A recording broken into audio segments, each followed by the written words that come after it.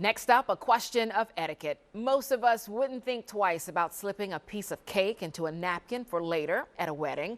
But would you feel the same about someone who loaded up 10 Tupperware containers? Well, that's the scenario that one woman from Western Pennsylvania had to deal with at her recent wedding. In the wildly popular Facebook group, "That's It, I'm Wedding Shaming," the newlywed wrote that her dad's friend asked if he could bring his daughter and her husband to their small wedding. Well, she agreed, only to discover later that the guest brought 7 containers to take food home and 3 containers for dessert. Plus, she swiped a few floral centerpieces. The bride made sure to point out the woman was not struggling financially and instead wanted to bring things back for her other family members.